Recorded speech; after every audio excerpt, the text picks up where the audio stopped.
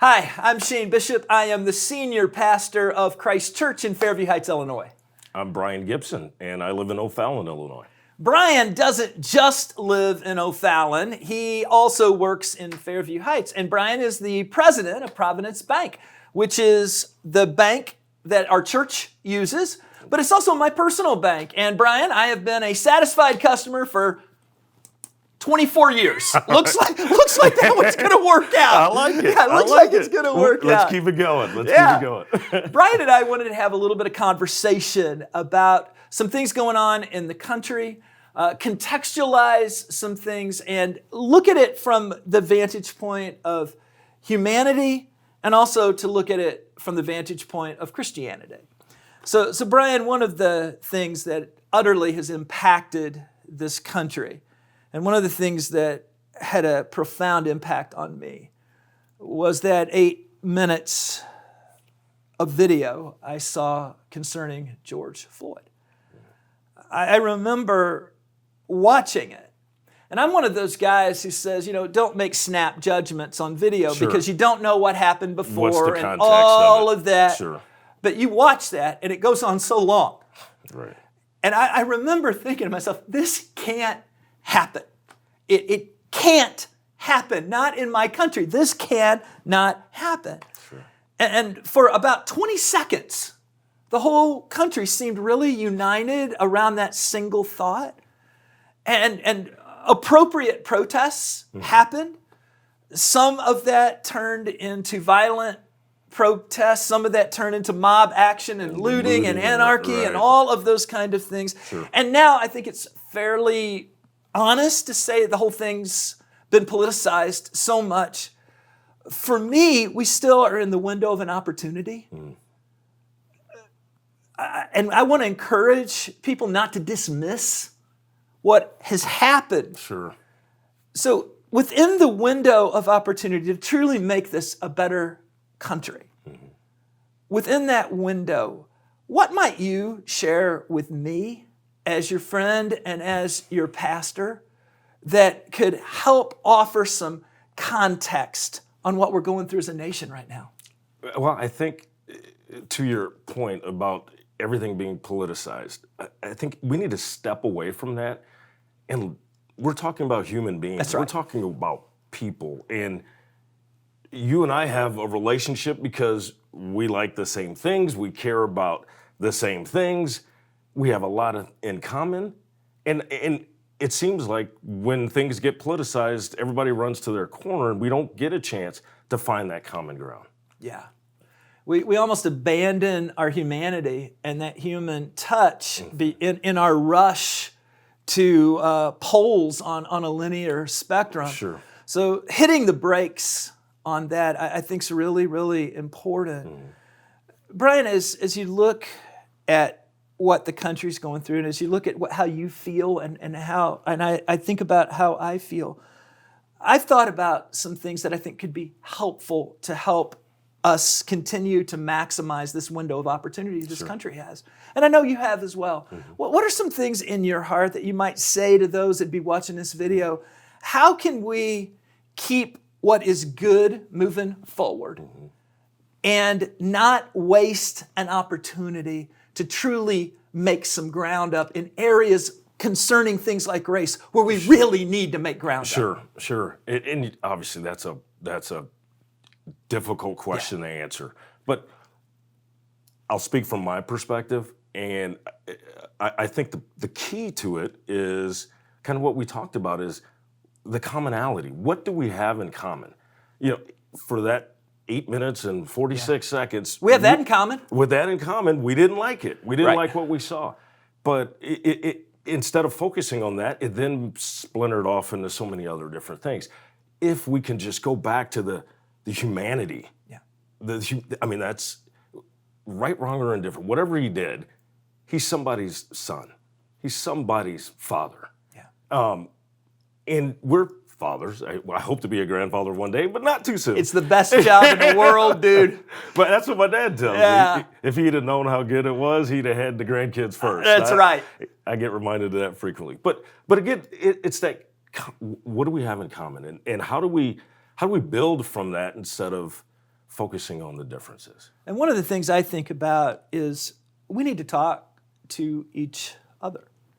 We need to have conversations. And I think in a politicized environment, there's a temptation to surround yourself with only people who think like you. Like-minded, exactly. Yeah. Right. I learn from people who don't think like me. I learn from people who come from different backgrounds. Sure. I learn, and maybe it doesn't change my mind on things. Sure. But it does develop empathy. How important is empathy in all of this? I think that's the key to it all. I mean, if you can't relate to other people, you don't have a desire to understand them.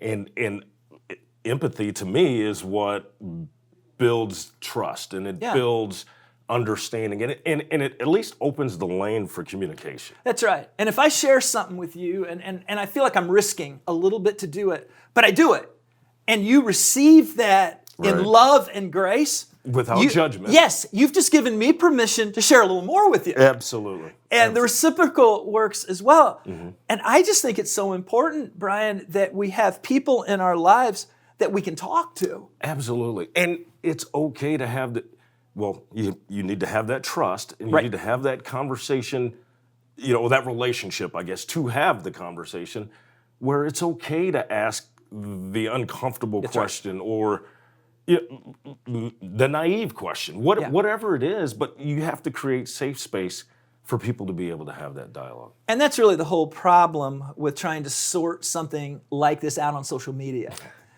I don't know. I've got about 5,000 Facebook friends. I know most of them. I don't know all of them. Sure. But when you don't have relationships with people, you respond one way. Right.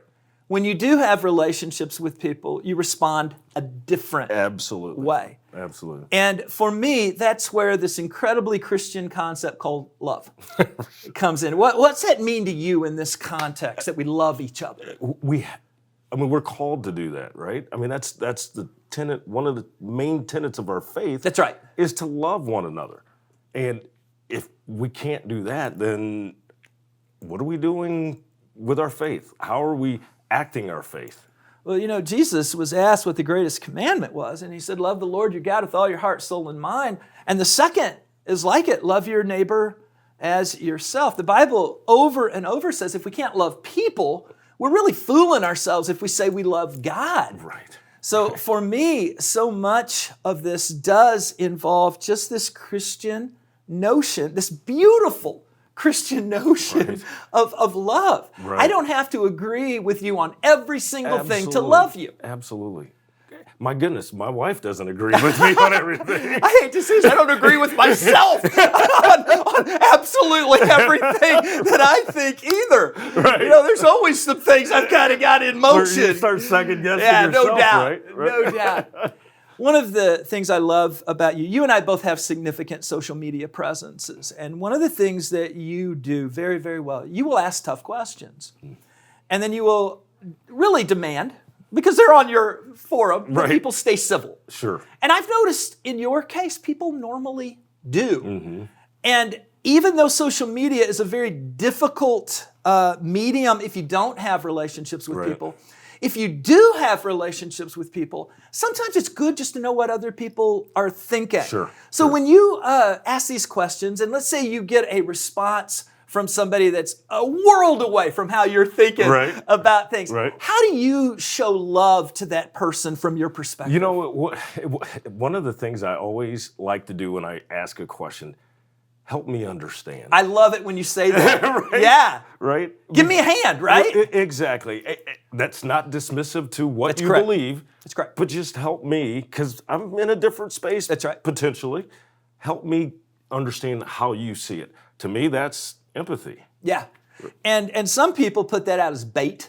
You know what I'm saying? Right, I mean, and then they just want to start an argument. There's a big difference between starting an argument and having a serious, godly discussion that leads to illumination and empathy. Sure, absolutely. And I think it's so important. One of the things that I think so lost in our culture today is just an idea of civility.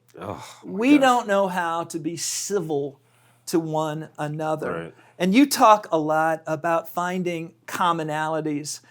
You've got a great story that I really, really love about that really is part of your formative understanding. Absolutely. Could you share that with us? Absolutely. So, for those that don't know, I grew up on Air Force bases. My dad was in the Air Force for 23 years. And my brother and I remember one day he came home from work. He was all dressed up, and he said, "Fellas, I got some good news." Great, Dad. Yeah, right. What's going on? Right? We're moving to Germany. Now, we were 10 years old at You're the hoping time. for a motorcycle, right? New baseball glove, Yeah, right, maybe? right. But no, he said, we're moving to Germany. And again, in my 10-year-old mind, I'm thinking, are there Americans in Germany? Yeah. And, obviously looking back, like, gee, of course, knucklehead. But Right. that's why we're on the Air Force base going there. But with that, he answered, he said, well, I've got good news and bad news for that too. And I'm like, okay, my brother and I are really, what is going on here? He said, there are Americans there. You're going to go to an American school, but we're not going to live on the Air Force base with the Americans. We're going to live out on the economy. And we found a 3-story flat in a town called Fulham, Deutschland. All right. A little town called Fulham. There was probably 800 people in that town. And when we were touring the neighborhood, and my brother and I were, we just got our house packed, and we went outside, and we're looking for something to do. We're literally looking for someone to play with that speaks your language. Yeah. Well, we kind of figured that wasn't going to happen, but it just so happened there was a little redheaded boy. His name turned out to be Haiku, and how I remember that 40 some odd years later. But he was 10 years old also. Didn't speak a lick of English. We couldn't speak any German, but he had a soccer ball, and he was out there kicking the ball by himself. And so I walked over there and kind of introduced myself, and he kind of introduced himself, and he started kicking the ball. We couldn't talk, but we were pointing, and that was the beginning. Fast forward, we lived in Germany for 3 years. The day that we left, and it was one of the most impactful things, like you said, in my life. We went from not being able to communicate at all to me being able to speak a little bit of German, him being able to speak a little bit of English. But I never will forget, I might get a little emotional here.